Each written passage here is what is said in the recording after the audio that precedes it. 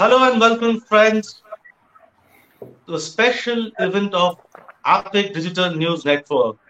I'm Shawvi Goswami, and I welcome you all at APEC Digital News Network presents Global Water Management Conclave, organized by APEC Digital News Network in association with Ministry of Jal Shakti, National Water Mission, and Namami Gange. We have eminent speakers with us in the inaugural of this prestigious summit. Will be touching base upon various aspects of water resource management, be it the policy side, be it the implementation side, be it the innovation side, be it the uh, technology side, and be it the challenges, how to overcome those challenges, and what are the flagship programs of Government of India to change the scenario of water security in India, especially in COVID times and post-COVID era. So that will be important.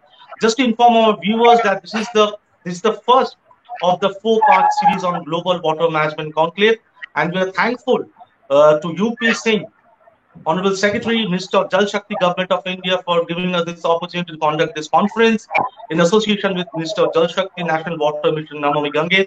We thank you, Shri UP Singh, sir, Secretary, Minister of Jal Shakti, Government of India. Thanks for joining us. Thank you. We also thank Jayamala Subramaniam, CEO, Argyam. Argyam is doing wonderful work in the water sector for the last 15, 20 years, and it will be interesting for all of us to know their perspective on the water sector in India. We have been joined by Mr. V.R. Raman, Head Policy, Water in India. Again, water is doing particularly brilliant work in water sector in various parts of the world and in India, and I think it will be again insightful to hear from you on what are the thoughts of WaterAid to go in the future course of action to change the water scenario in India and other parts of the world. We have Mehnaz Ansari with us. She's a known face from United States Trade Development Agency, head of South Asia and Indo-Pacific region. Welcome, Ms. Mehnaz Ansari. We'll be looking forward to hear from you in the sectors where India and US can collaborate, especially if we go to the subsections of water, various aspects of water. We are also joined by Mr. Henk Onwe, Special Envoy of Water and the Water Ambassador for Netherlands Embassy in New Delhi. And he's a known face globally in the water sector. We welcome Mr. Henk Onwe also. Thank you. Happy to be here. We'll be having the keynote address by UP Singh, Honorable Secretary, Minister of Jal Shakti, Government of India in the later part of the inaugural session. But before that, let's hear from Jayamala Subramaniam, CEO Argyam, on her thoughts on effective water resource management through policy and innovation. What is the present and where do you see the future going? Thank you very much. This is indeed a privilege for us to be sharing our thoughts, our learning, and what we are doing. Argyam is actually 15 years old in the sector. We are an India-focused, India-funded philanthropic foundation with an endowment from Rohini Nilekani. And for 15 years, we've been funding NGOs on the ground, primarily in groundwater, to increase our understanding of groundwater, because India is a groundwater economy, and a lot of our resilience is and will come from understanding groundwater better and manage it better. So we have, over the years, funded various programs, 100 plus partners, 150 plus crores of investment in 22 states, 100 plus districts, where we have seen a simple theory of change play out, that groundwater is a common pool resource, and so the communities closest to it are best equipped to manage it on a sustainable basis. And if they have access to knowledge, if they have support from experts, then they are able to get together and figure out for themselves what is their water availability, and based on that actually have an appropriate water demand and plan for what they need to do in terms of usage. So we've seen that work in about 1,000 installations almost directly, and I'm sure across our partner network, many more such thousands of interventions perhaps have proved that this is an approach that is needed and it works, and it's what we are calling participatory movements of groundwater and spring shed and water quality management.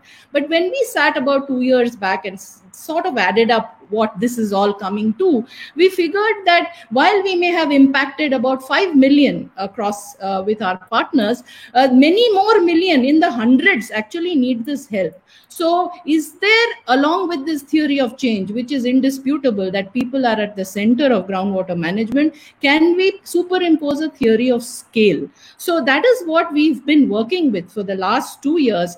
And thankfully, we are privileged to be associated with Nandan Nilekani's ecosystem, where they've built a lot of digital infrastructure at scale for the country.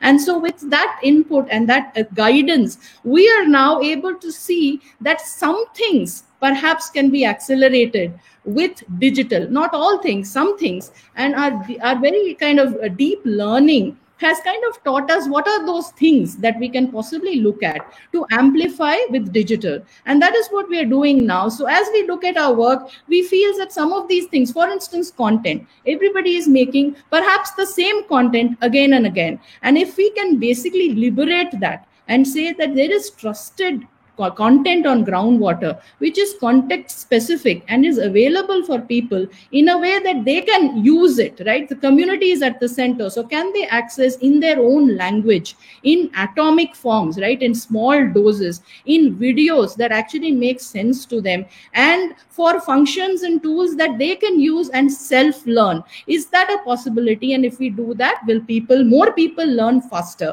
That is a hypothesis that we are testing out, and we are seeing that it is very much welcome, and it is also creating reusability of effort. So one time you create the content, largely a lot of the content can be reused in the same geography for sure, but also across geographies.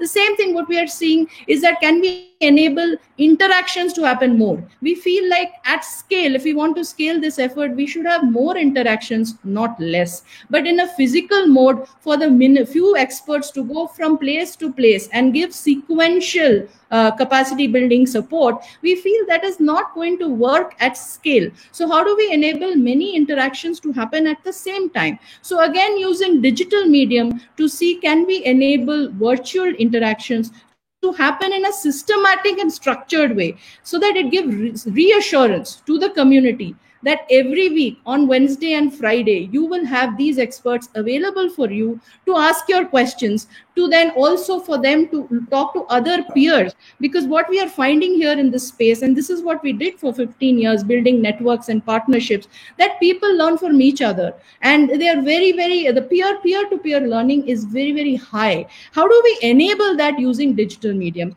I'll give you some examples here. We found in some spaces that, for instance, in springs in the Western Ghats, they were using a simple technology, gravity-fed technology for building spring boxes for storage, which was perhaps more effective and efficient than what was happening on the Eastern Ghats. So when these spaces were provided for interactions, they learned from each other, they were inspired, and a lot of this created an amplification of impact on the ground. These are simple examples, but they really, really work when you're hearing it from a trusted person who's also in the same ecosystem. Similarly, we found then when people got together, understood that water availability is what it is, and that they have to change their cropping patterns, or they have to curtail demand, stop boreholes from being dug, they came together and made social protocols to pool their boreholes together. That is also something that when others learned about it, they were interested in knowing how do we create behavior change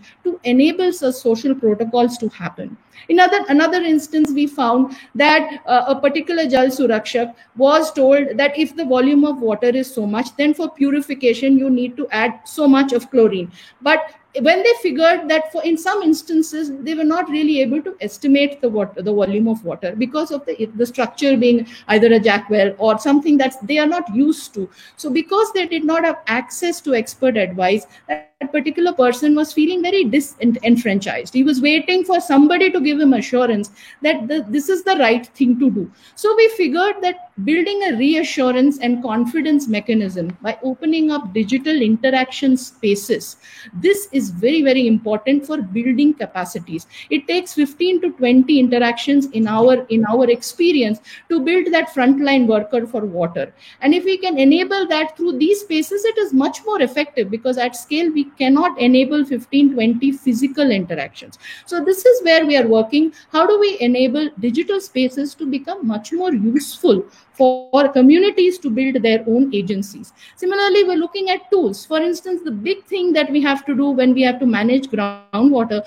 is identify recharge and discharge areas properly. And that is the key to all kinds of engagements that happen later on. And that process, if you are doing it completely manually, can take a long time and might also require a lot of experts' time. Is it possible to actually create simple tools that identify those at least 70 to 80% of the work is done, and then the 20-30% there is no taking away the ground truthing and the application of human minds on this, but a lot of the pre-work perhaps can be taken away by simple tools, and they are available. And our role is to see how do you make that much more liquid in the community and ecosystem, so more people can access it.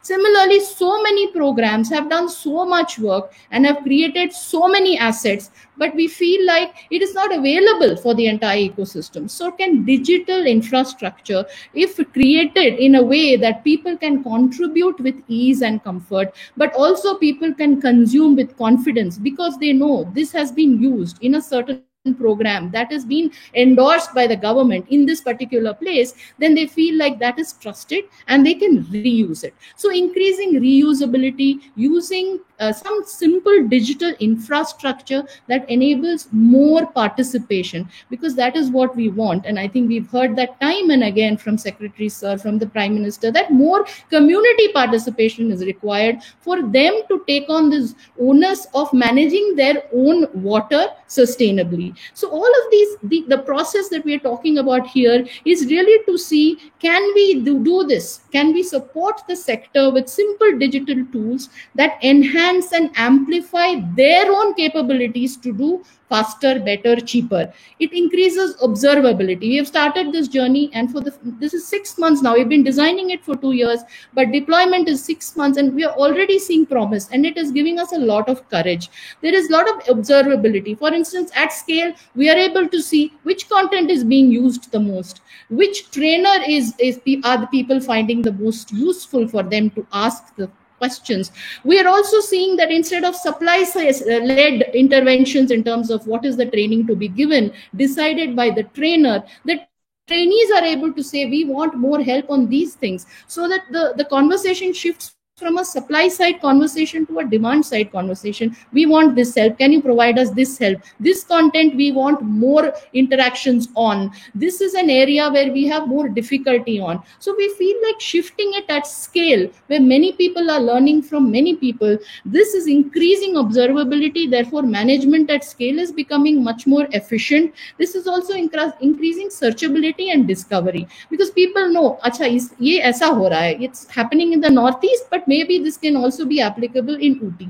So these kinds of ability to actually look at something with trust, access it easily, and use it with confidence, that is what we feel will increase scalability of all the efforts that we have done, and also build people's ability and agency to participate easily and manage their own water resources more sustainably. That is what we are looking to do. It is a journey. It is a big shift, but we feel like what we are seeing on the ground, the adoption is very encouraging, and this is not something that we can do on our own. We have given ourselves a mission to enable the ecosystem to build water security for themselves to reach 100 million people by 2023.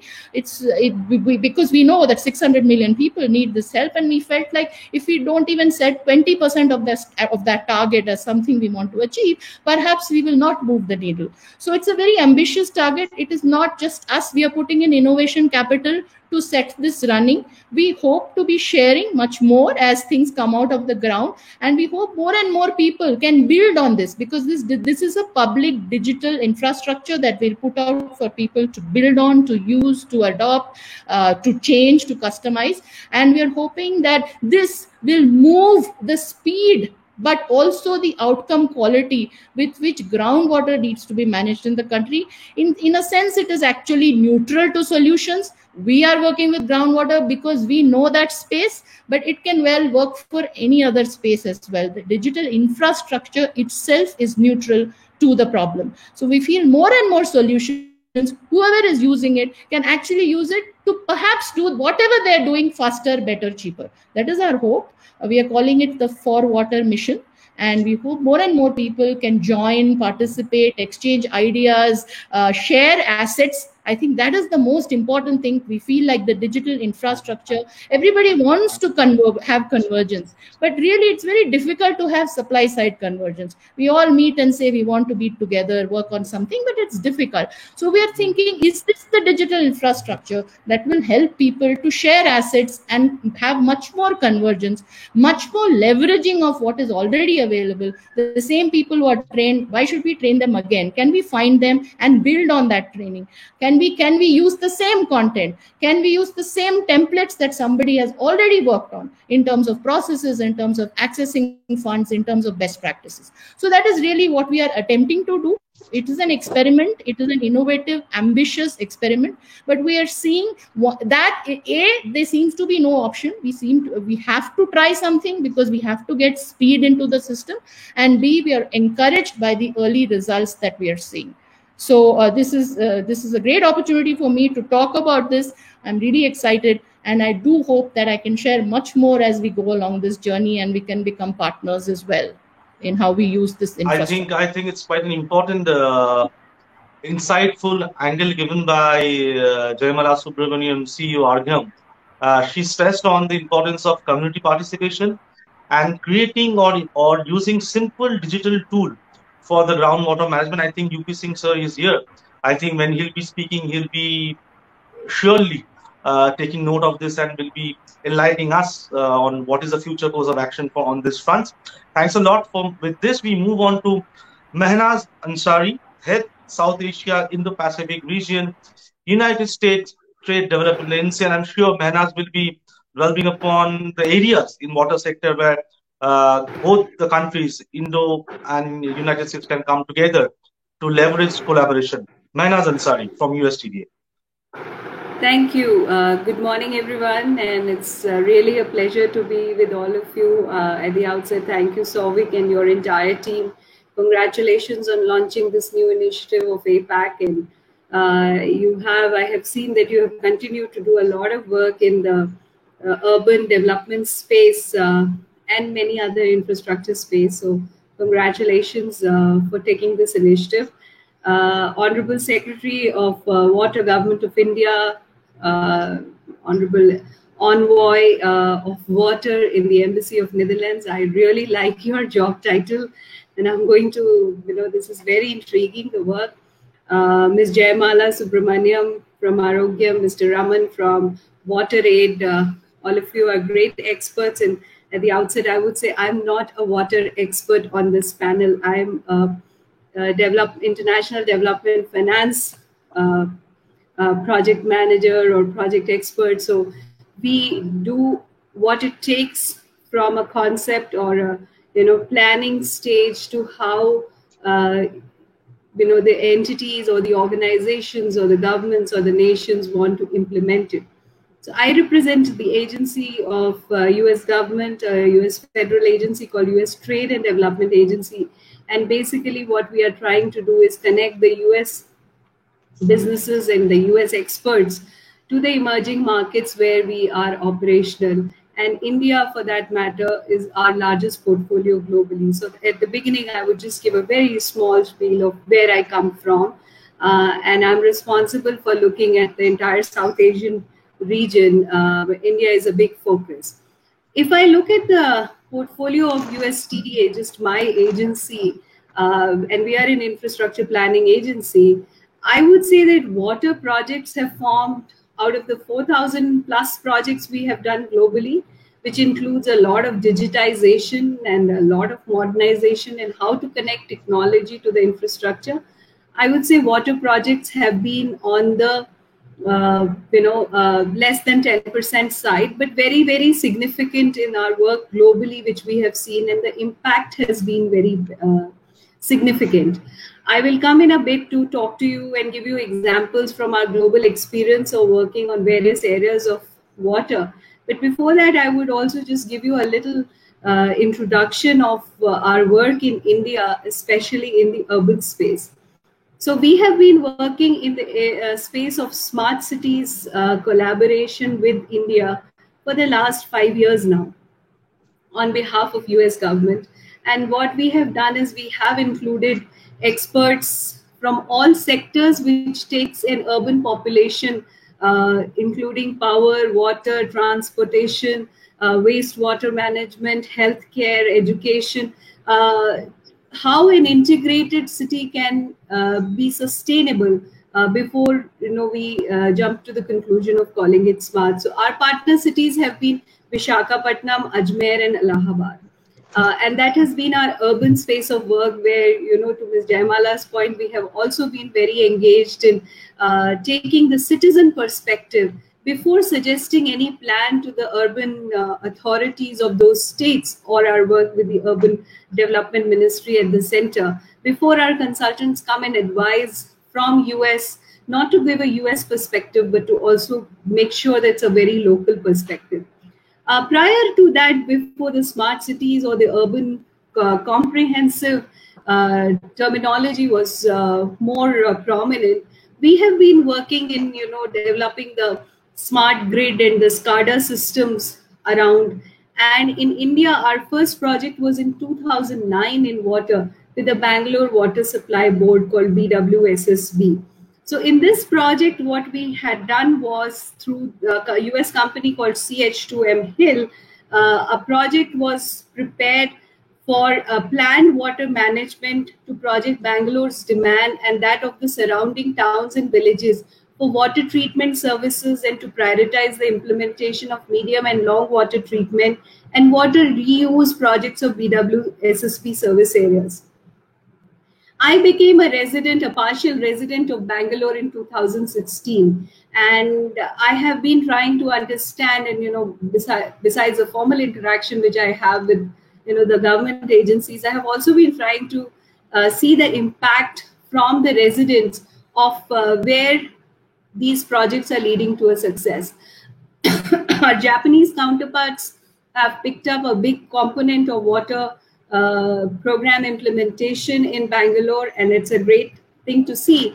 But as an intriguing, as a project development specialist, I wanted to also understand, are we touching people? These big projects and these big reports which we get to collaborate on, two nations side, is it touching people? So I went down to check with some of the residents. Of course, the water supply has significantly increased, but we have also become more, dependent on the technology to get that water. And that technology connect, and I think I totally agree with Ms. Jaimala's point of digitization, which is very important to take some of these social sectors to the final, level of use. It is very important to also understand that there is a significant element of cost which gets involved, because water is a sector which you can't, I'm sure Secretary Sir will talk more about that, but water is certainly a sector across the globe where you can't go and charge for providing good water. And some of the urban communities through our smart cities work, when we have been pairing our Indian cities with the US cities and have had dialogues with the municipalities like of San Francisco, which is also very water stressed, the cost of getting that good quality water, the technology which is involved in recycling and getting that water is also an element which the role players and the decision makers have to look at, because water is my right. I should all everyone should get water. There was a lot of news last year about some of the top 10 cities in India, reaching the South Africa model of Johannesburg model of not being able to get water. But I think everybody as a citizen thinks that it is their right to get it at no cost or very low cost.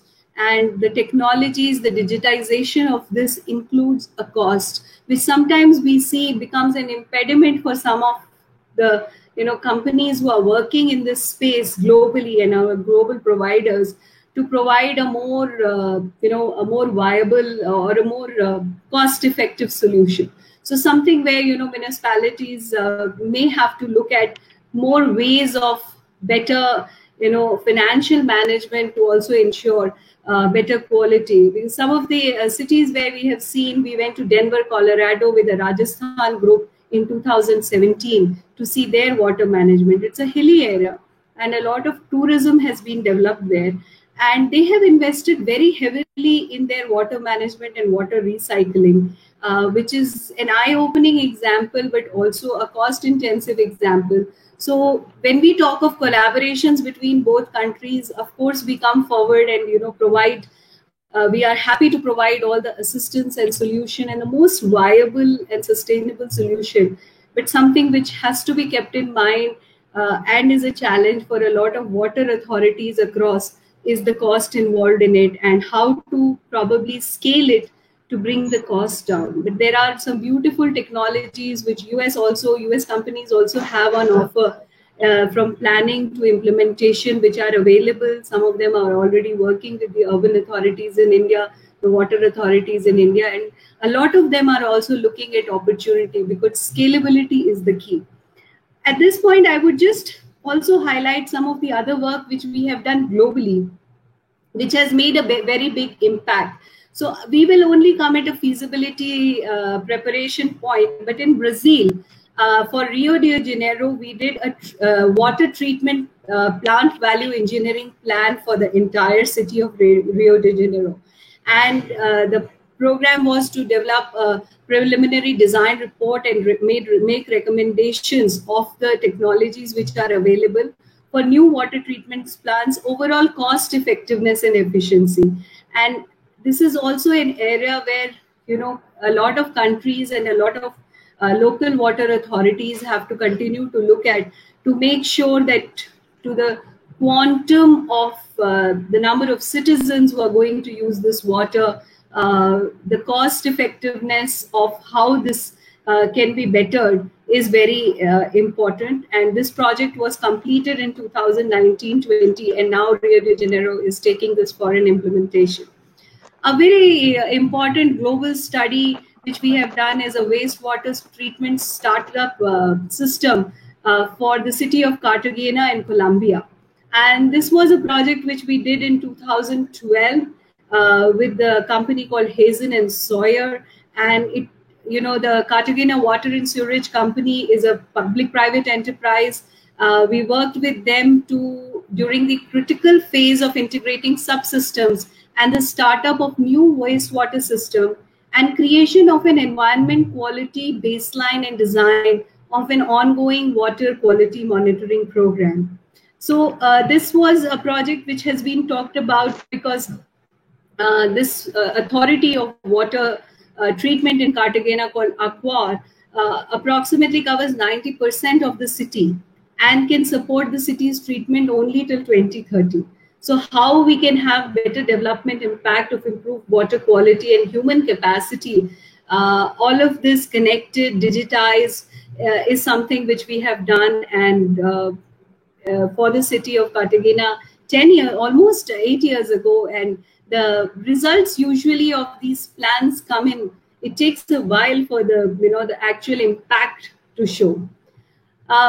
One more project in Europe, which I would talk about, was a SCADA water management pilot project, which we did in Romania with Motorola. So Motorola, is working on the supervisory control and data acquisition, which is also called SCADA. It's become a very common term these days to be used to provide an integrated and efficient water management system to the city of Constanta the water utility, which is the second largest water utility in Romania, and approximately 64 locations were selected to do this project, and it included, actually showing the use of SCADA through the electrical panels and the terminal units and the software. And since Ms. Jayamala talked about the digitization, yes, we can get very, very focused on what is the solution, what you need. These companies have a great amount of expertise to come and work on very, very specific solutions to provide this. And the project was completed in 2010, but it is still awaiting the expansion because of financing issues. So again, I will go back to say a lot of this includes financing issue. And finally, I would just give you the example, coming back to our work in the space of smart cities and doing the master plan of Visakhapatnam. As from doing the basic GIS mapping of Vizag, and I'm talking of entire Vizag, not just the area-based development of Vizag. AECOM is a US urban planning firm with its consortia of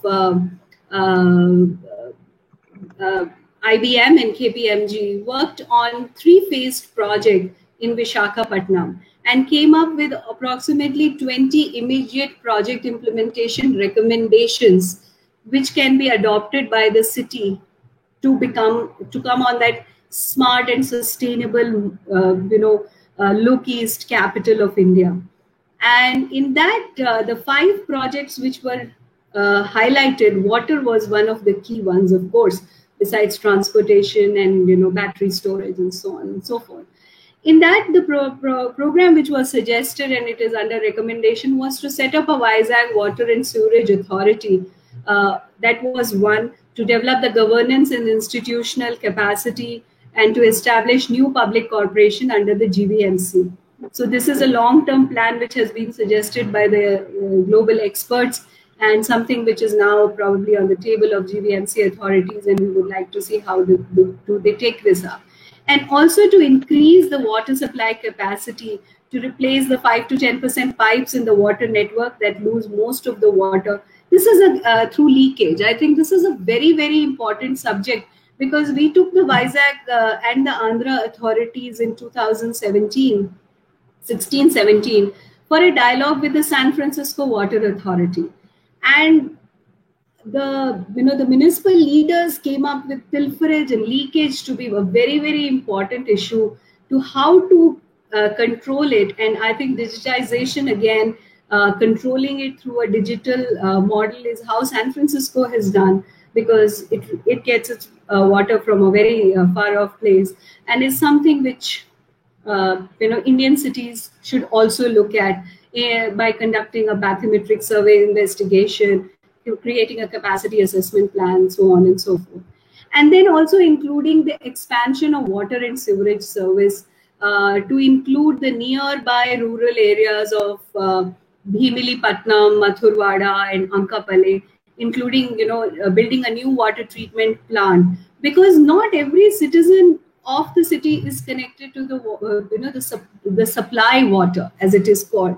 A lot of them are taking the water through non-established connections. So to have a full-fledged connected pipeline and a management which the municipality can control, so that they can also get their correct amount of revenue, is a very important subject which should be delved more.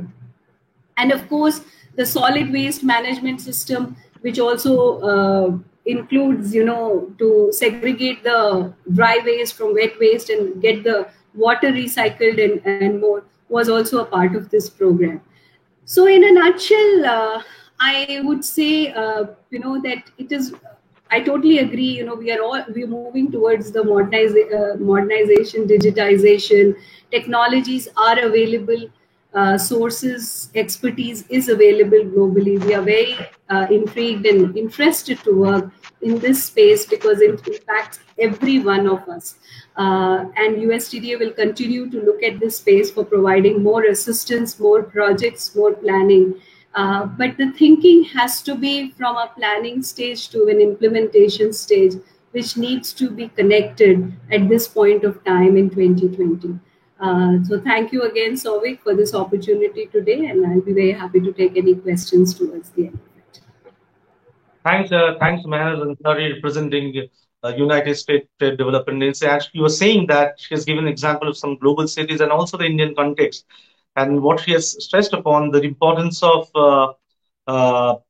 adequate planning and implementation of this planning, and how to use digital methods to address various challenges related to water sector. I think Union Minister of Jal Shakti and Honorable Secretary will be again taking note of this, and whenever they come up with next set of guidelines or planning, I think all this discourse which is happening today can be of help for the ministry and also administrators throughout the country who are working in the water sector. Thanks, Meher Ansari. With this, we move to Mr. V. R. Raman, Head Policy, WaterAid India, and I think Mr. Raman will be touching on some aspects of water governance in terms of policy making. Over to you, Mr. V. R. Raman.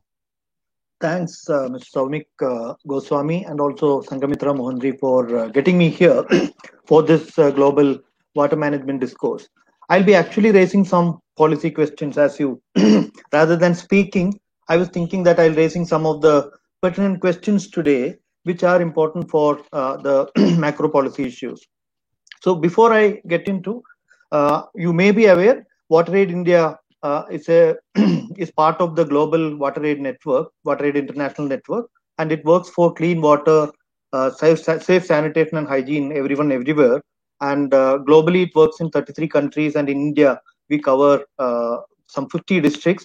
And public policy is one of the areas that we, engage. And I'm quite happy that Mr. UP Singh is here, and we have been having several rounds of discussion about some of these issues. So most of these are questions that, the question that I'm going to raise today, Mr. Singh and me, we were having discussions on these questions, and he's trying to bring in answers for these questions as well in a very sincere fashion. But our systems and policies and also the implementing infrastructure are such complex that many of the answers are yet to be received. Also possible that many of these questions are yet reaching the actual implementing, authorities or street level people. So in that sense, I think, in the policy discourse of water management, it's important that top level policymakers and implementers are important. Equally important are the street level bureaucracy, whom we call, or the actual implementers of these policies. So let me place these questions today as part of this this special address or not so special address. Needless to say that these questions are actually thirsty for answers for themselves, speaking from a water management perspective. So the first question that I'm raising is, how and by when would we have a reliable and actionable database or information on water resource management? So that is the first question that is coming to my mind. So see, this is the era of sustainable development, and we are talking about water management. So when we can extend this water management into sustainable water management, so it is important that we have a reliable and actionable database in front of us in order to inform our planning, in order to guide our planning, in order to mentor our action, lead our action, and all that. So we have multiple stakeholders in the water ministry. If you see that ministry itself, we have several divisions within the ministry of which is named as water. So we have water resources, we have agriculture, we have drinking water, we have forestry, we have environmental resources. It's a range and array of departments and stakeholders who are handling with water. And that adds to the actually when you have more stakeholders, we will expect that things will be easy, but it adds to the complexity. And that complexity is actually leading to in a situation wherein no interoperable data is available between these stakeholders. So each stakeholder is working very hard to prepare their very important data set. But whether these are talking to each other is something that is not looked at. So how to ensure the interoperability of the data, how to ensure proper data is the first question, which I we all know that having proper data itself is a very challenging kind of a question that we are facing. Then the next issue about for planning and management, how to pass this data to the actual implementer. That is also a challenge. How to make it available for people. So how can we have? So we Jayamala is here. So we were last year onwards, we were trying to have a India water report specifically focusing on the India drinking water report. How can we have it? India Water Portal initiated by RGM has actually put together a lot of important kind of information about water on public domain. But we need to have also for a large country or a continent, even I can call it, like India. So I'm focusing on India here. So how can we have this database? How can we have a regular updated report so that a reliable database is available? So that is the first question. The second question, so to answer is partially, there is a need of government and civil society actors coming together and taking responsibility of multiple things that we are doing, focusing. Some of us can take responsibility of drinking water. Some of us focusing on agriculture can take responsibility of coming up with data related to agriculture, data related to industry. So we need to have that coming together of various actors. That is one thing. The second question is how will and when will we understand the care economy within the water sector, or the gender in water sector in a larger sense. So the equity in water sector. So that is another critical question to raise in front of the August kind of panel. That how can we do that? So one, the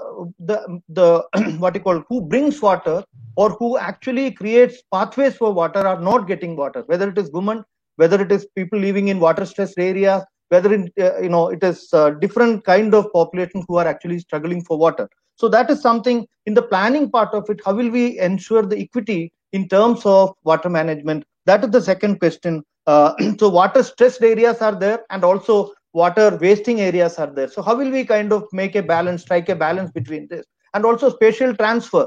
Water is going through one specific area, but they are not accessing or not able to access that water. So these are kind of issues that we need to think about equity in terms of water. The third question I would focus is on how will we get to see the marriage of users, policymakers, and implementers when we are talking about water sector and water management. In other words, I can also say that when would the users own water? As of now, they are only users of water. They are not owning up the water as a resource. They are not thinking to conserve it. They are not actually planning and regulating their usage. They are not actually budgeting for what is the need and what is the availability and how to use it. So how will we ensure that this marriage of users, implementers, and policymakers, that is an essential thing to happen? How can we ensure that is happening?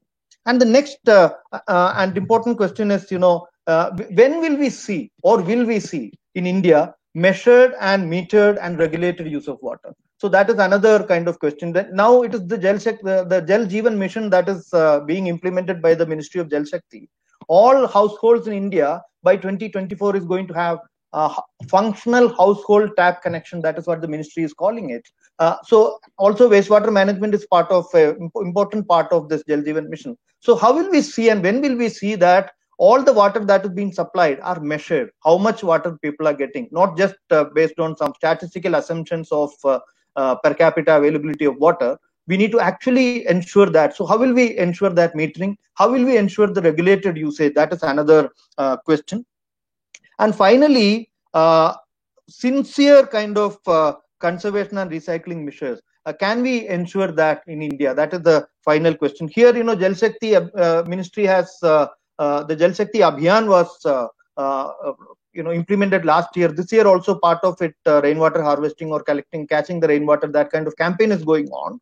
So what we see is that while this is actually Mr. UP Singh and I had a very very interesting discussion about the Jal Shakti Abhiyan, how to reform it in a way that it is not only ending up as a competition, but actually acting as a conservation measures at the district level.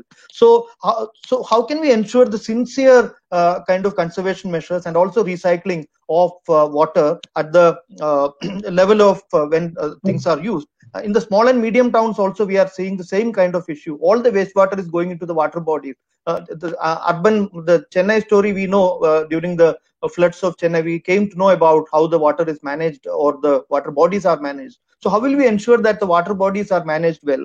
And also city wastewater, how can we fix up some responsibilities of city wastewater? Probably the private sector can be brought in by way of treating the wastewater and using it for the industrial purpose, so that drinking water, the resources of drinking water are saved as well. So there are a lot of things that could be done in this regard. So final question that is already been asked by Jayamala: how will we use the technology for ensuring all these? And also to end the discussion, this is a pandemic time, so all these questions, unless and until we are addressing these questions in a important fashion, how will we face situations like this pandemic, wherein the care economy is further playing out and the water stressed areas are in further stress? So how will we address this stress and move towards efficient water management is the question that I wanted to raise. Thank you. Thanks, Mr. Raman, for highlighting important issues. But I think whatever issues you have raised, already in those line, Ministry of Jal Shakti is working. I think UP Singh will be highlighting those initiatives. And for our viewers, to definitely address these problems, Ministry of Jal Shakti was carved out and created so that a special emphasis can be put on the water sector. Honorable Prime Minister has said that India's vision is to give drinking water to all the households by next 2-3 years. So I think Ministry is working on that, and they are also taking all stakeholders together. That's why this kind of conference, where various stakeholders coming together, will actually be of help for the ministry and also for the stakeholders and community and citizens to discuss and deliberate on various aspects of water management. That is why this event has been named Global Water Management Conclave. In association with Minister of Jal Shakti, and other state governments are also participating. And the outcome of this conference will be documented and to be circulated to all the stakeholders. Without taking much time, I go to Mr. Henk Oving, Special Envoy of Water and the Water Ambassador of Netherlands Embassy in India. And if I'm not mistaken, Mr. Oving has played an important part in 2013-14 in Obama administration in US for the complete change of water infrastructure and urban infrastructure in New Jersey and New York, if I'm not wrong. So over to you, Mr. Henk Oving.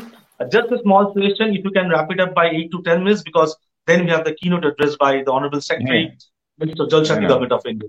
So Mr. Henk Oving. Thank you, Suvik. Thank you to the organizers. Thank you, of course, Honorable UP Singh. It's been a while since we actually saw each other live.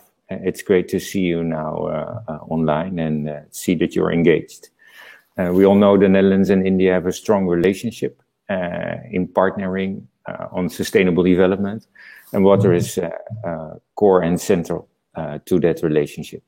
Water is a scarce resource all over the world, and also in India we see this. And now all over the world with COVID-19, the coronavirus, we see how water is a first line of defense, knowing that over 2 billion people do not have access to clean drinking water, over 3 billion not to hygiene facilities, and over 4 not to sanitation facilities. We know how important water is, always, but especially in such a pandemic. And the pandemic does not come alone. There is a climate change crisis looming. We already see floods around the corner, and then coupled with droughts and water pollution, the challenges are enormous. So that is why the Netherlands applauds the Indian government and all the private and NGO partners on working together on these water challenges. The Jal Shakti Ministry created to deal with all these challenges is an example of good governance in the sense on how to deal with that water. The collaboration between India and the Netherlands with a focus on water, therefore, is also strong. It's a government to government, but also business to business. And in the collaboration between NGOs, government and businesses, we find great partnership to move water security forward. The Netherlands is a country where floods and droughts are also coupled, very small, but we started to work on water over 1,000 years ago in governance system with innovations that really bring water security, and that we now are testing also in the India context. And it's great to see those partnerships flourish. We have good companies working on the ground in the Netherlands. Hydroloop, we will be talking later in this conference. Haskoning DHV, Pax, Nijhuis, Solidaridad, Waste, Waternet, research organizations like IHE Delft, Deltares, design offices like us, partners that do not work by themselves but work with India counterparts to deal water scarcity, water floods, water pollution in urban and agricultural rural context. And it's exactly this mix of wastewater treatment, more crop per drops, water and energy, water and IT, water in our cities and climate and resiliency, and water education, awareness and design that are critically important. It's about understanding water's complexity, then being able to value it, was talked about already. Can you put a price? But it's actually more about putting a value on water. And when you understand the relationship between water, social, economic, environmental, and cultural matters, and we are able to value water across the development goals, so across all these different interests, then we can manage it at all scales. And the management, of course, starts at the local scale. River basin management is critically important. My Prime Minister, Mark Rutte, agreed with your Prime Minister, Modi, to work together to help clean up the River Ganga. It's quite ambitious, but a critical asset. We intensify our resolve in enhanced cooperation on the edges of an MOU, a Memorandum of Understanding in the field of water management. It was already signed in 2017. My Prime Minister Rutte visited several times, as your Prime Minister visited the Netherlands. And then last fall, I was honored to be part of the Royal State visit in October, where my King and Queen traveled across India, and I followed with a group of NGOs, companies, and researchers. We had the Indo-Dutch Tech Summit to also raise awareness on innovation. Solidaridad, with a clear intent to contribute to this initiative of a Clean Ganga, started its journey in the latter sector already 2 years back, with the support from our government, and the project focusing on pollution prevention and efficient water use in Campo Ronau. Latter cluster is focused on improving in-house practices and processes within the tanneries, such as to reduce the impacts on the health of the river. A Center of Excellence has been inaugurated on the 6th of February this year to demonstrate best stemming practices. But with the pandemic, of course, we see a lockdown in our countries. At the same time, the quality of the river went up, which is, of course, the good side. So the question is, what will we learn? One program that I would highlight is the Water as Leverage program, which is really focusing on urban water infrastructure investment in a participatory, inclusive, and innovative way. We started in Chennai and worked closely with the Chennai government, Tamil Nadu government, with NGOs and businesses in Tamil Nadu and Chennai, together with a group of Dutch researchers, designers, and businesses, to really look at how we can scale up water innovations from the ground up, working on the community scale. And one of the pilot projects is a school project in Chennai, in the Mylapore district, with the Mylapore school, that we fund from the Dutch side to be able to secure water in a holistic way, capture it when it falls, bring it back to the aquifer, help clean it, but also have a water climate eco-literacy center next to the school, so we can build awareness and capacity among citizens, as well as institutions in that part. Water as Leverage helps to drive innovation and then scale it up. I remember Mr. UP Singh, when we sat together and I explained to you about the Mylapore School project, we're working closely with all the counterparts. It's such a unique opportunity to scale up urban water action across Chennai. and from Chennai across India. We have the Global Commission on Adaptation and the Coalition for Disaster Resilient Infrastructure. We can transition the Chennai initiative to the world. It's critically important in these, and I'll round up, in these times of COVID-19 to work together. The Netherlands and India are strong partners on all scales, working with communities on the ground in the places where the risks are felt hardest, with vulnerable population, our businesses, and our communities. It's also important to focus on the environment because we know with biodiversity loss, we're less well protected. Water is a first line of defense, but can also be a first step for recovery. In the current crisis, we find that the focus on recovery is often too much linked only to the economy and to jobs.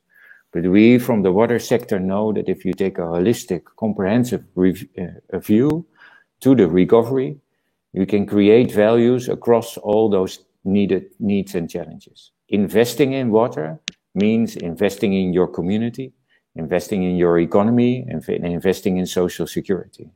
I'm very happy that I can round up my comments, thank the organizations, and give the word to Honorable Secretary Minister Jal Shakti UP Singh, who, of course, I hope will acknowledge that this partnership internationally, the Netherlands, India, and especially, but definitely off the ground, is critically important to invest in water opportunities, to bring more sustainable development and climate security for all. I want to thank the organizations and hope to be visiting India soon when we have controlled this pandemic and we can continue to work together off the ground in all these places at risk. Thank you so much. Thank you, Mr. Henk Ovink, for ending your speech with that statement that investing in water means investing in community, investing in society, investing for life. And we believe in the power of bringing communities together. We mean APEC, Digital News Network, and that's why we have created this platform there where all the communities, all the important communities from various part of the world are coming together to discuss on a very important subject of water security and global water management. And before I go to UP Singh, I remember how Netherlands became a cycling country. They learned it from an incident in Amsterdam, and then Amsterdam became the cycle capital of the world. And I think what he's trying to say that the same can be done for water. Yes. This can be the watershed moment for India in the water sector. I think I can see Secretary Sir smiling and other fellow participants are also smiling. I think they're also supporting my point of view. And I think as we always believe in the power of collaborations, coming of minds together and discuss and deliberate to move forward. I think Mr. Ovink's statement was equally important for this session. With this, we move on to a very important part of the inaugural session, that is the keynote address by UP Singh, Honorable Secretary Ministry of Jal Shakti Government, who will be talking on various aspects of and initiatives of Ministry of Jal Shakti Government of India. Over to you, UP Singh, and thanks again for giving us the opportunity to organize this conference, which is the first of the 4-part series, Global Water Management. UP Singh, over to you.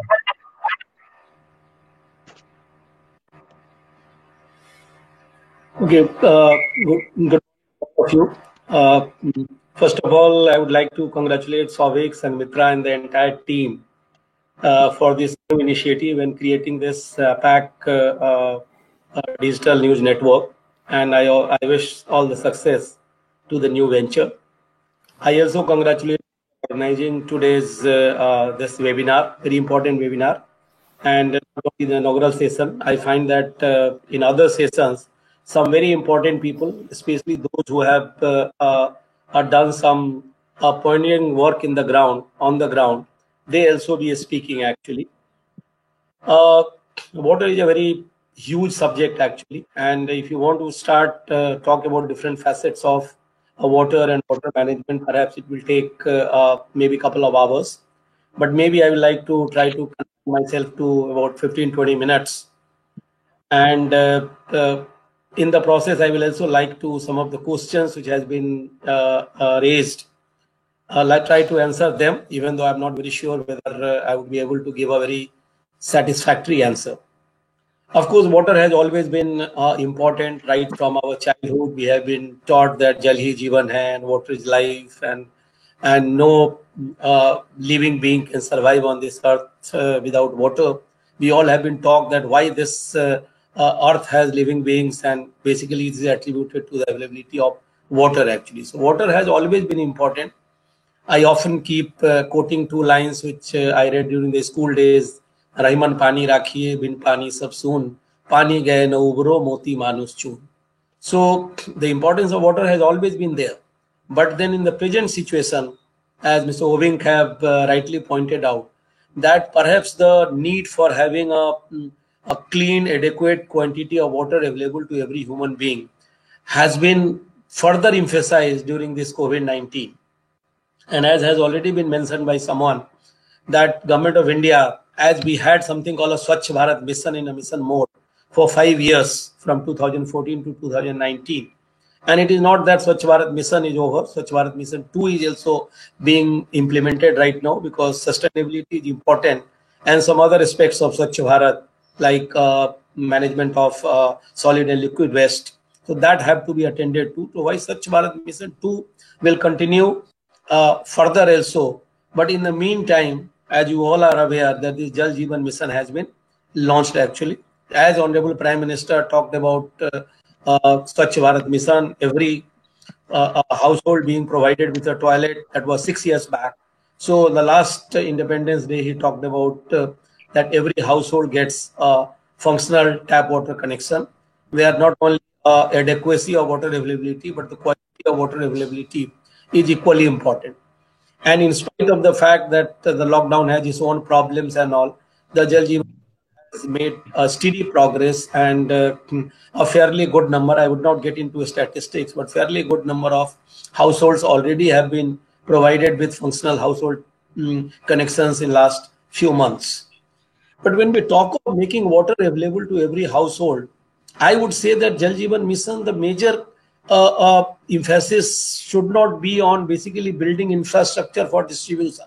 It is easier. You can contract it out, and it's easier to have pipelines laid. You can always have a boring. You can always have a tank, water storage tank. You can have a tap. But that is not important. What is more important is how do you ensure sustainability of source.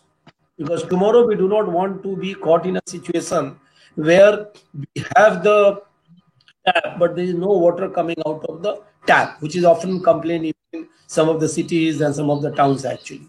So one very important aspect of Jal Jeevan mission is basically source sustainability. And that is what I would talk of a few initiatives, not all of them, of Government of India. In fact, Jamala also talked of, and this is not something, a very new concept. This concept is there as far as the non-government organizations and other people are there for quite some time. And that is participatory groundwater management. I need not again talk about the importance of groundwater, because a lot of people underestimate basically groundwater, because groundwater is something which is not a visible resource. A dam or a canal is something which is very visible resource. You can see a dam from a distance. You can see the water flowing into a canal. But you can't see the groundwater actually. But then it is the groundwater. A lot of people feel that when India got independence and we embarked upon basically a mission to become self-sufficient in food grains, and we embarked, you remember Jawaharlal Nehru then said while laying the foundation stone of Bhakra multi-purpose project, called it a temple of modern India. So a lot of people still think that, let's say, a green revolution was primarily brought by big dams. We have more than 6,000 large dams in India, and which is third highest in the world after China and USA. But it is not so much, I would say, the surface water, but it is the groundwater which brought the green revolution and which brought the self-sufficiency in the food grains is concerned. It is the millions and millions of structures of groundwater which has contributed so much, whether it's whether it's a drinking water, whether it's industry. So the major source has been groundwater, but something which was a solution at one point of time has today become a problem. And the problem is that of sustainability. Everybody knows that. Many of us perhaps did not know that there is a limited quantity of groundwater which is available in the aquifers. Of course, one good thing about the groundwater is that it gets replenished every year when you have the rainfall actually. And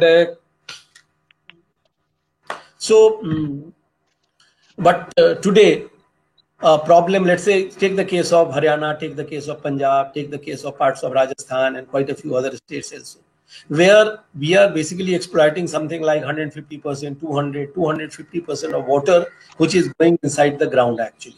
So how long? In the sense that if we do not manage with whatever, let's say a salary I earn every month, basically what I start doing is I start withdrawing from my fixed deposit. But how long I can withdraw from my fixed deposit? And the best way perhaps for the groundwater management, everybody has recognized, is by way of a participatory groundwater management.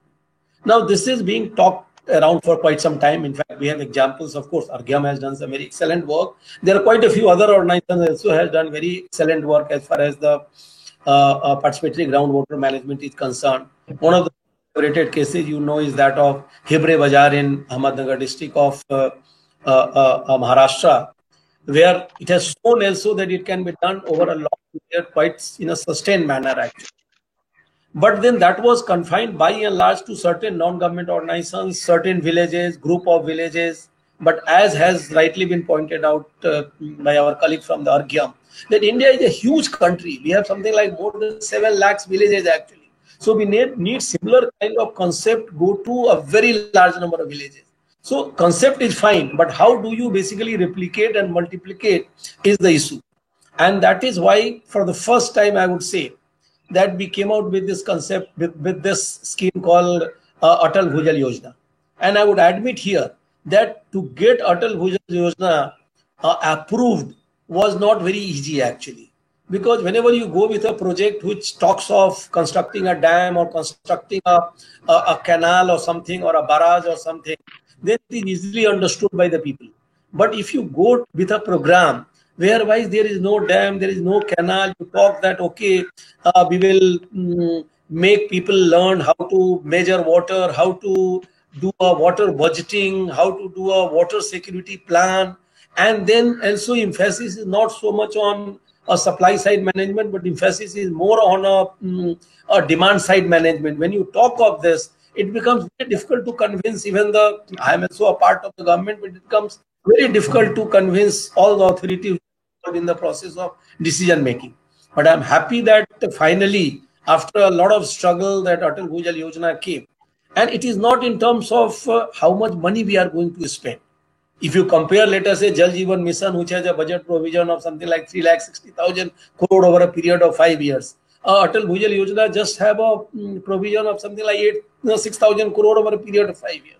It's not the fund, it's not the money. It is the concept which goes behind it is very important. And that is why, if you recall, I do not know how many of you have seen, when Honorable Prime Minister launched this program from Vigyan Bhavan last year on 25th of December, he underscored the need of participatory groundwater management with emphasis on demand side management. So just bought that idea of other with the mention was made also of Jal Shakti Abhiyan, which we did last year. And I would say with considerable success, even though it was done, I would say in a little hurry. We could have, in fact, I have discussed with Mr. Raman also about it. And maybe this year we had planned that we would do it not only a larger scale, but we would take certain corrective actions. For example, this year we thought that something like Jal Shakti Abhiyan, which is not a program, which is a campaign. So this kind of a campaign should not be confined only to certain region. Today, perhaps every part of the country requires basically some kind of a campaign as far as water conservation and demand side management of water is concerned. So this year we had planned from 15th of April to go all over 700 plus districts in the country and take maybe improve upon what we had done last year.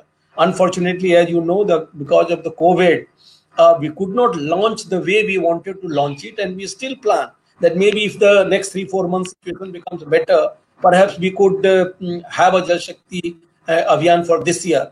Of course, in the meantime, we are emphasizing something called Catch the Rain campaign we have taken, where we go with the slogan, catch the rain where it falls, when it falls. So that idea is basically what even our Honorable Prime Minister keeps emphasizing, that how to make a Jal Andolan a Jan Andolan. So idea is basically to involve masses as far as the water conservation is concerned. And to a very large extent, I would say we succeeded last year, and we would continue that campaign so that water doesn't remain a government business. Water becomes everybody's business actually. Of course, Mr. Sarman was talking of certain kind of course, policies, but I would first talk of some other policies actually. Couple of policies I am trying my best. I do not know to what extent I would succeed. One is that some of the policy has led to a situation where there is a perverse incentive for growing crops not where the water endowments basically warrants production of that crop, or whether the agroclimatic condition of that area. Take the case, for example, let's say sugarcane is grown in Maharashtra. There is no business to grow sugarcane in Maharashtra. The paddy and wheat were not the crops which were being grown in Punjab and Haryana. Today we grow paddy and wheat in Haryana plentifully. Fine, it has brought certain kind of food security to the nation, but at what cost? At a cost where today, maybe after a few years, some of the blocks in Haryana and Punjab will completely run out of groundwater. Not many people know that in a state like Punjab, where you know about the large dams, you know canals everywhere, network canals everywhere, something like I think only 27% or 23% of the total irrigation water requirement is met from surface water. The balance all is met from the groundwater. So the one policy, there are a couple of policies on that. Of course, some work is being done. State government also has realized, because as you know, water in India is a state subject actually. The major action lies at the state level. We are more like a kind of provide them a technical help and maybe some policy support, some enablers. So one of the reasons is that you have either a free electricity or a highly subsidized electricity.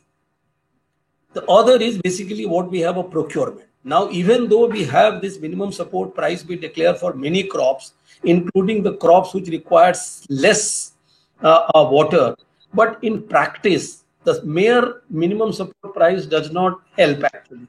It has to be backed by a machinery for the procurement. Now, machinery for the procurement basically works today. Government machinery works for basically wheat and rice.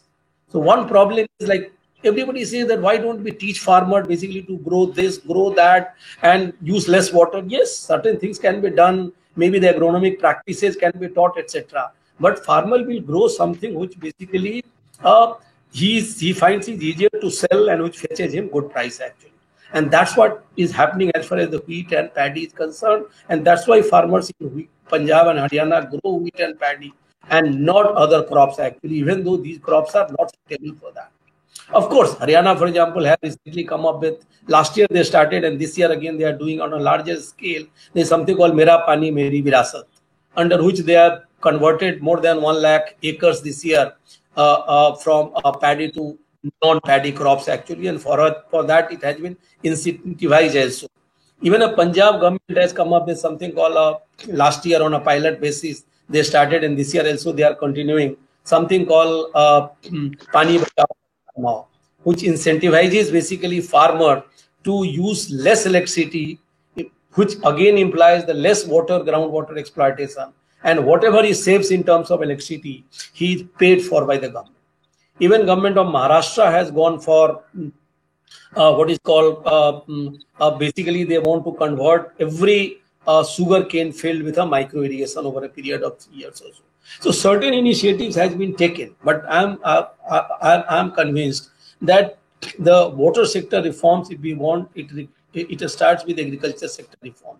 We have to have basically certain kind of tweaking of either free policy for the free electricity or highly subsidized policy.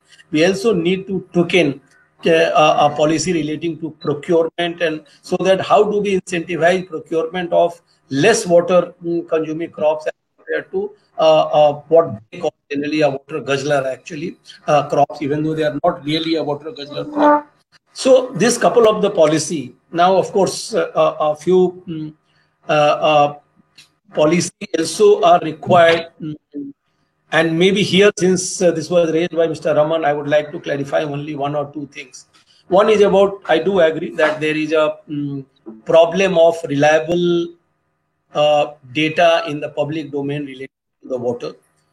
A lot of data is getting collected right now, and those data, of course, sits on different platforms right now, whether maybe some data could be with CWC, some data could be State Water Resource Department, some data could be with, let's say, Central Pollution Control Board, some data would be at different places, Central Groundwater Board.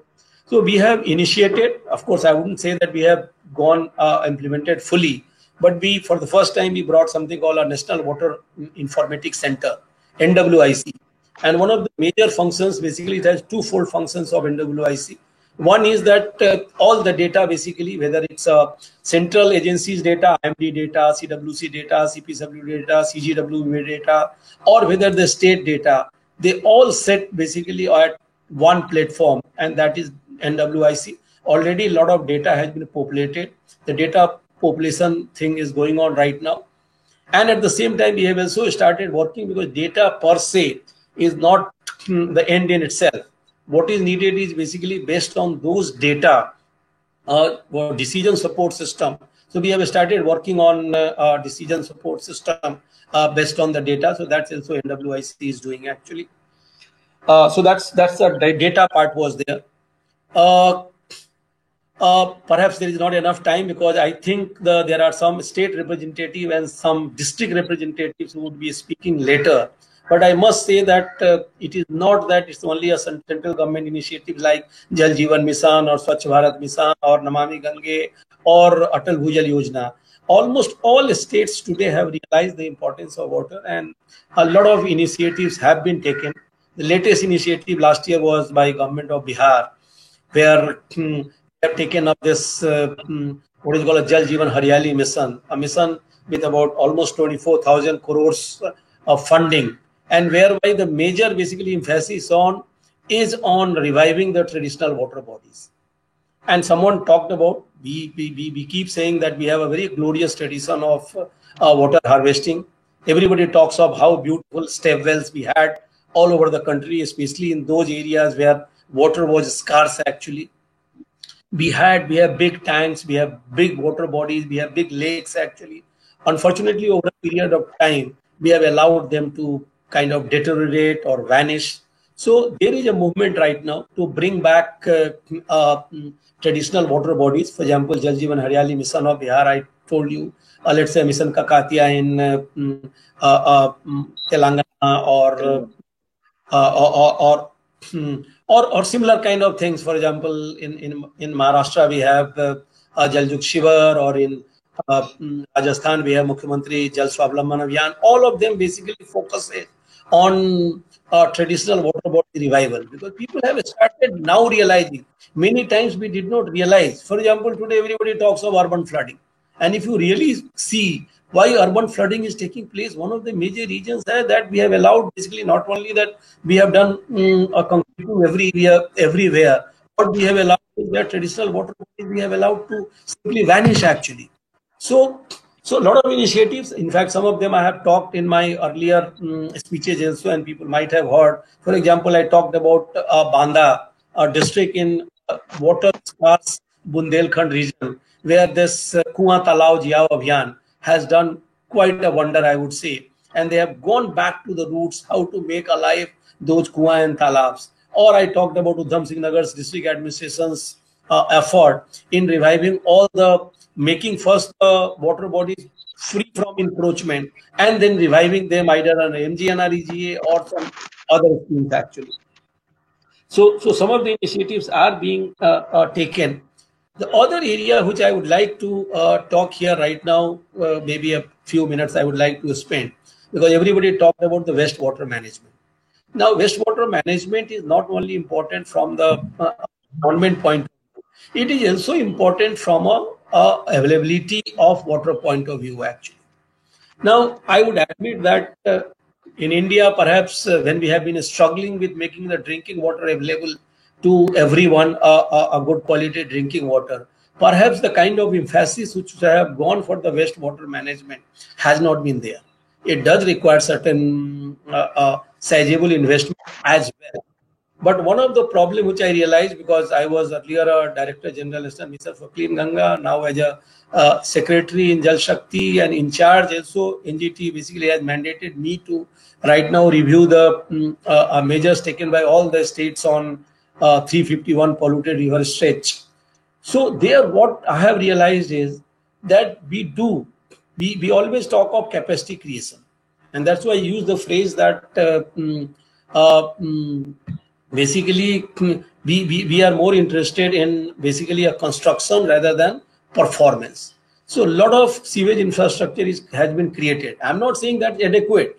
Still data says that out of some 65,000 MLD or something, it's a little older data, 65,000 MLD of sewage which gets generated from class 1 and class 2 cities perhaps. Out of that, only maybe a capacity has been created at 25,000 MLD. So still maybe only 40% capacity has been created for treating sewage. But then everybody talks of creating capacity. Whenever you talk to anyone, any of the state, you ask them that, okay, the people say that, okay, the Sonipat generates so much of sewage and we have treatment capacity of so much. Panipat generates so much sewage, we have a capacity to treat so much. But when you ask them actually on an average, how much you are treating every day, nobody says how much we are you're treating every day actually. So my point is that we now should basically, instead of being obsessed with capacity creation, basically we need to go for capacity utilization.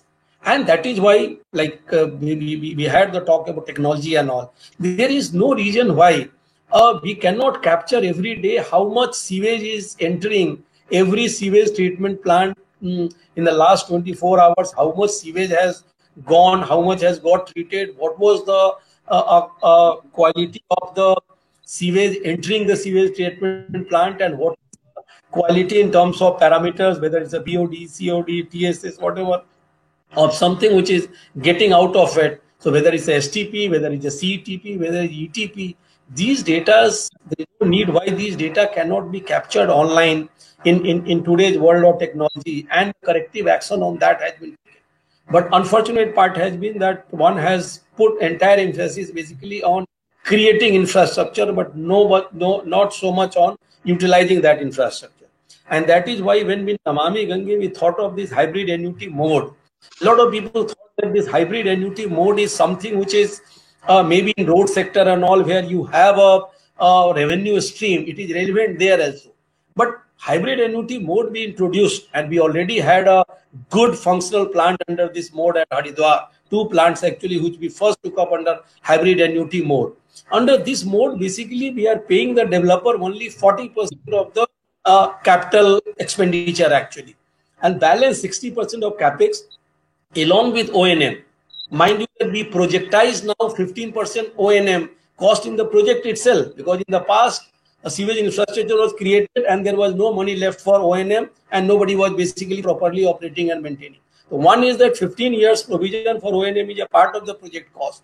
So we pay him 60% balance amount, O&M, and the interest on unpaid amount over a period of 15 years, every year in 4 equated quarterly installments, provided. What is important is provided he meets the design parameters. So that's one way to basically ensure long-term sustained performance of the sewage infrastructure which has been created. We went one step ahead. We found that every city we have 4, 5, 6 agencies which are operating those sewage treatment plants actually. So now we have a city like Kanpur, Allahabad and all. We have gone for something which is called one city, one operator. Like all the existing brownfield infrastructure, all the greenfield infrastructure, they all have been integrated. Even the O&M for all of them, upgradation and O&M, even for a brownfield infrastructure, everything now rests with one person actually, so that we deal with one agency as far as the entire city sewage management is concerned. So I'm now trying basically, since now National River Conservation Program, which covers all basins other than Ganga Basin, is part of our ministry. It was earlier part of Ministry of Environment, Forest and Climate Change. So now what we are trying is that maybe make some of the lessons learned from Ganga Basin, take it to some other places, so that the sewage infrastructure which has been created in cities like whether it's a Chennai or Bangalore or Hyderabad, big cities also, they function well, and the future whatever infrastructure we create should functions well. Now, I would not like to take more time.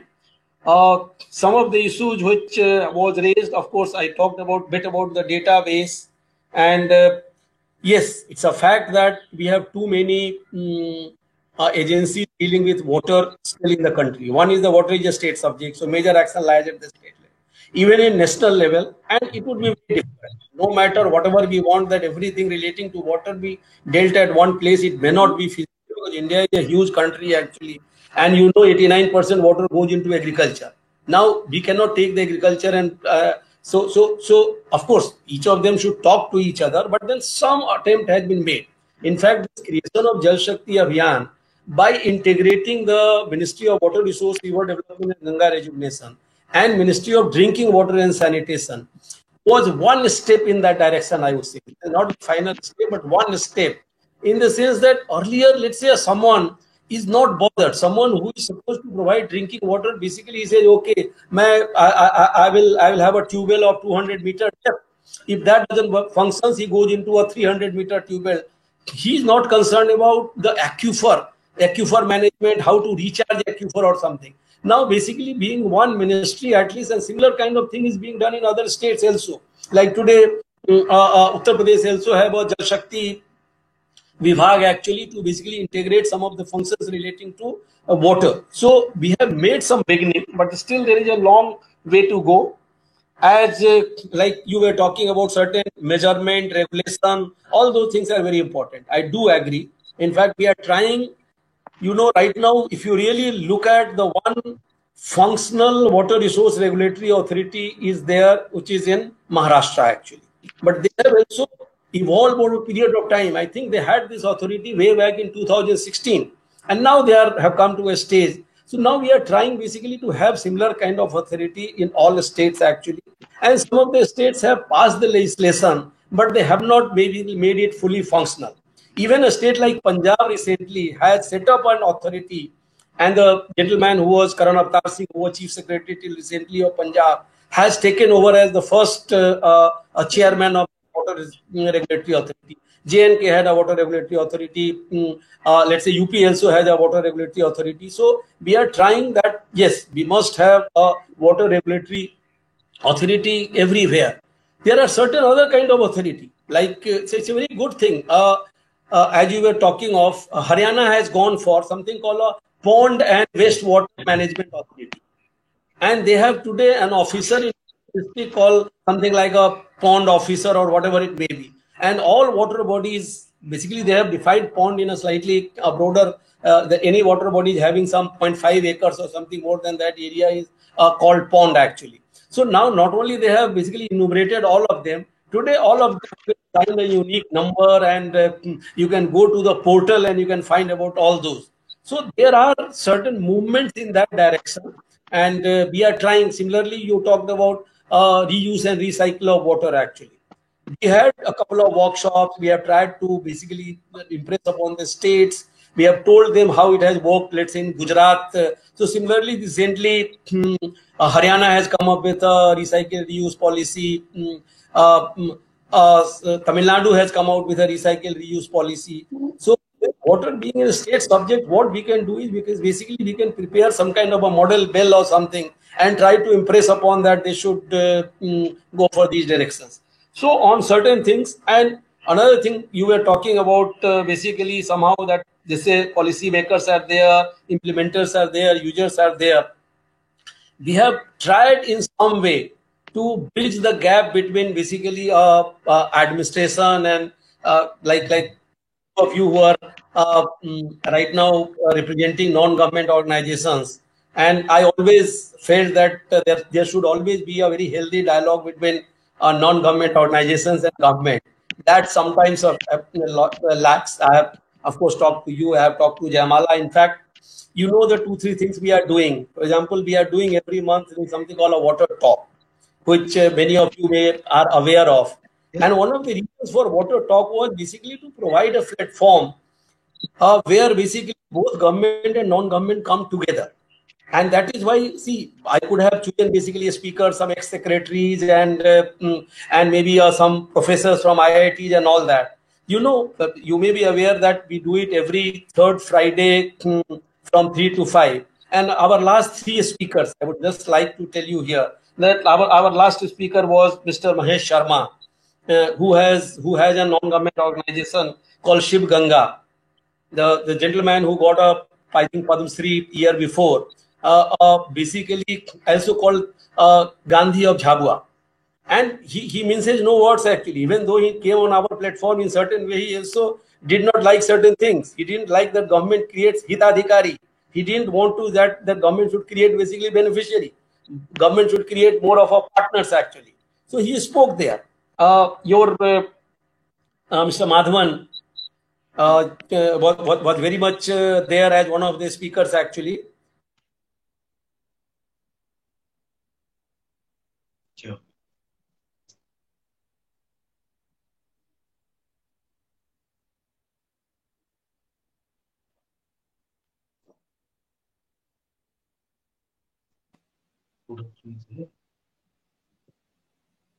I think there's some technical problem we're having. Yeah. Hello. I think we are missing the volume audio there. Yeah, I think some problem with UP Singh sir radio. UP Singh sir, are you there with us? Hello. Hello. I think there is some technical glitch with UP Singh's side network issue, I guess. So no issues. I think, yes, covered a lot of range questions raised by Jayamala Subramanian, Mehnaz Ansari, Henry Koving, and V.R. Raman Water End. And I think Mr. Singh has tried to touch base upon all the issues raised. And he has also accepted that, yes, there are a lot of things are being done and a lot of things can be done in future months, future years. But I think the crux of this discussion, if we can sum up, we can say that community participation, leveraging digital innovation, taking stakeholders together, I think that is the way to move forward to make a comprehensive water management policy, not only in India, but globally. And of course, we should look for more and more global collaboration as highlighted by Mehnaz, as highlighted by Henk Koving, and as also importance of digital innovation and community participation as highlighted by Jayamala Subramaniam. And V.R. Raman spoke on a very important subject, what needs to be done in the policy perspective. But before we end the inaugural session, we would like to move to a very special message by Dr. Ron Malka, Honorable Ambassador of Israel to India. He has sent a special video message of short 2-3 minutes video message for this conference. Can we hear this? A special video message by the Honorable Ambassador of Israel to India.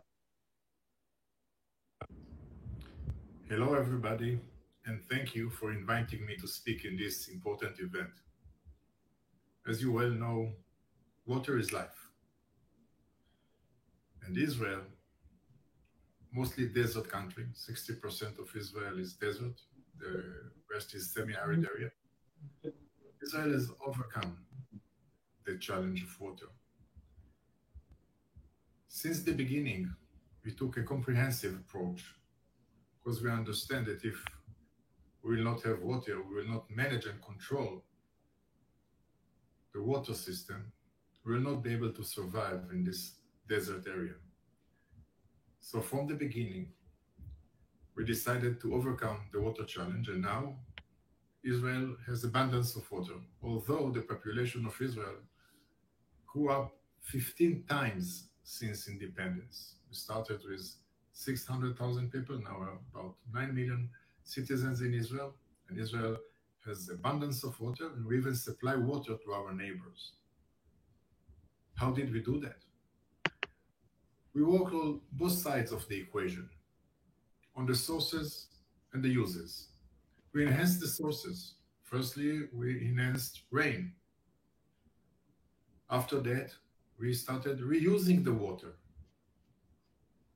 And after that, desalinating the water. We are now reusing more than 90% of the water that we use. And we desalinate about 85% of the water that we drink, that we use for urban uses. This is on the side of the sources and resources. On the side of the usage of water, we became very efficient. We said that every drop counts. So we had a special regulation for water. We have a special authority that has all the authorities to manage water in the state.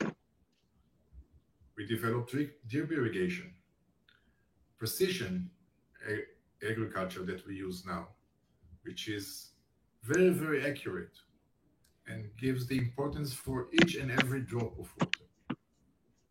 We developed different kinds of pipes to conduct water without losing any. We put meters in every junction of water conduction. So we have full supervision and full control on our water system. And this is the way to do that. And it's a comprehensive approach. We don't separate, we don't make any distinguish between water and agriculture. It goes together. We have to see the whole picture. And now, even, I would say, energy is also part of this comprehensive approach. Israel and India are best friends. The relations between Israel and India are steadily growing and even widening and deepening. And even under this crisis, the COVID-19 pandemic, we saw the reflection of this strong friendship when Israel and India supporting and assisting each other, cooperating, and even now in science and technology, finding solutions to fight COVID-19, solutions that are good news for not only for Israel and India, but also to the world.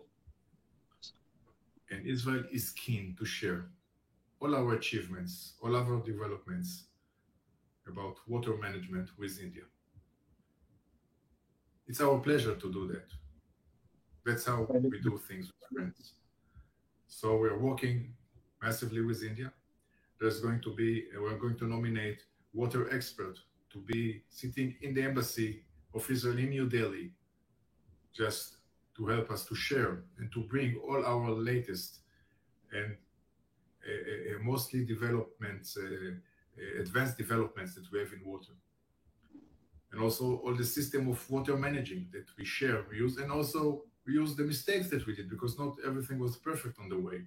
So we also share the mistakes that we did on the way, so India will not have to commit those mistakes.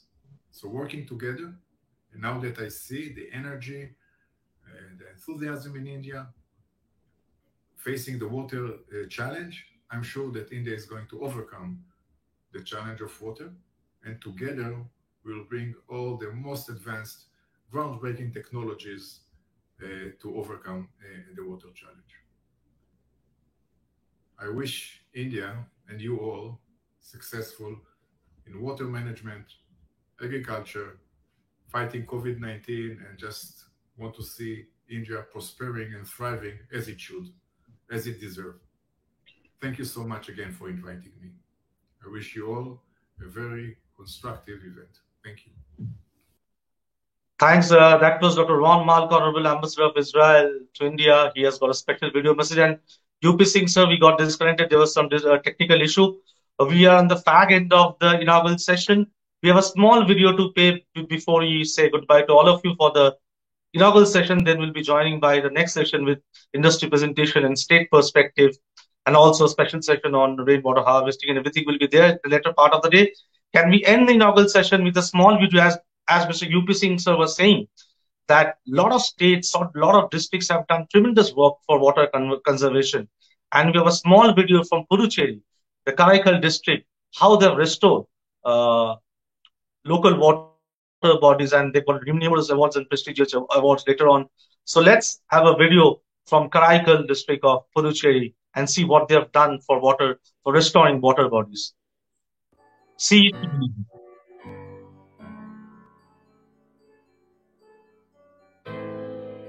Kariyasan என்ற சமண புலவர் இயற்றிய சிறுபஞ்ச மூலம் குளம் தொட்டு காவு பதித்து வழி சீர்த்து உளம் தொட்டு உழுவையலாக்கி வளம் தொட்டு பாகுபடும் கிணற்றோடு என்று இவை பார்படுத்தான் ஏகும் ஸ்வர்க்கம் இனிது. இதன் பொருள், குளத்தை கள்ளி மரக்காவை நட்டு வழி சீர்த்து திருத்தி மேடாயின நிலங்களை யுட்டோண்டி இழுவயலாக்கி வளம் பட தோண்டி வகுப்பு பட கிணற்றோடு சொல்லப்பட்ட இவ்வைந்தும் மிகுதுபடச் செய்தான் ஸ்வர்க்கத்திற்கு செல்லும் ஓர் இடையூறின்றி.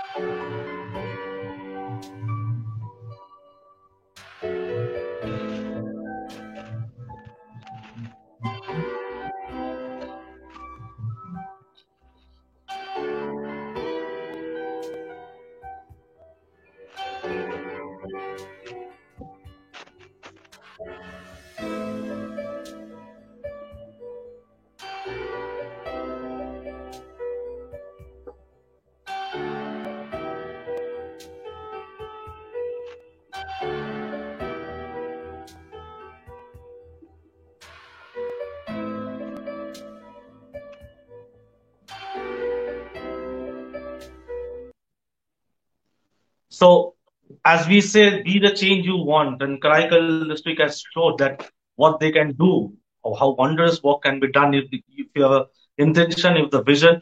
And as UP Singh sir was saying, that it's not about whether right policy. It's all about whether a workable policy and the good intent. And I think with that, the nation can change. And we all know that how the current regime government of India, they're trying their best to take states on board, to take the development work to districts, to panchayat level, so that development work can be seen and felt by the poorest section of the society, by every strata of the society. And I think that this kind of building dialogues and bringing communities together to discuss, to have an insightful discussion will help all of us to make the future course of action. I once again thank Jayamala Subramaniam, Mehnaz Ansari, Raman VR, Henk Ovink, and Honorable Ambassador of Israel who joined for a video message. And above all, UP Singh, Honorable Secretary Minister of Jal Shakti Government of India, for being the keynote speaker for the inaugural and also allowing us to partner with his ministry to do series of global water management conclave in next 1 year. I have with me my co-founders, Mr. Gopi Krishna Arora and Ms. Sanghamitra Mohanty on screen. I also request Shri UP Singh sir to say the last departing word on APEC Digital News Network and Global Water Management Conclave. I think again we have some technical issue. May I ask Mr. Gopi Krishna Arora and Ms. Sanghamitra Mohanty, co-founder of APEC Digital News Network, to give the vote of thanks. Thank you so much, Souvik. And I would like to thank all our eminent speakers today for this Global Water Management Conclave. I must say thank to Ms. Joymana Behnaz Ansari from USTDA, also to our guest from WaterAid India, Raman and VR, and very sincere thanks to Shri UP Singh sir for allowing us partnering with the Ministry of Jal Shakti to organize a series of events on a very important topic. And thank you so much. We have a very interesting day ahead. A lot of topics, a lot of sessions will be there. I think this was a wonderful session we had just now. So thank you so much. I hand over to Sanghamitra Mohanty to conclude. Hi all. Thank you so much. Thank you so much for your time. And we were having a wonderful inaugural session for this global water management conclave. We just received a message from UP Singh sir because he has some network issues, so he could not hear us. So I would like to thank Joymana ma'am, Behnaz Ansari ma'am, Raman, and on the top of it, I would like to thank you, UP Singh sir, for allowing us to have this wonderful conclave with his help and the ministry's help and National Water Mission's and Namami Gange's help. And we would like to have you on board for our future conclaves also. Thank you. Thanks a lot. Thanks a lot. That is the end of the inaugural session of first of the 4-part series of Global Water Management Conclave conducted by APEC Digital News Network in association with Minister of Jal Shakti, the National Water Mission, Namami Gange. We thank all our fellow speakers, eminent speakers, who are part of the inaugural session. We thank you all. With this, we'll take a short 5-minute break and we'll move on to the next session. We have industry presentation from Tejas Construction Infrastructure Private Limited, FEBAR, followed by a session where we get the policymakers from state governments with global participation, and the last session of the day, which will be focusing on rainwater harvesting and the Catch the Income campaign by National Water Mission, Minister of Jal Shakti, Government of India. Again, I thank you all. Please do connect with us and join us in your future endeavors. Thanks a lot.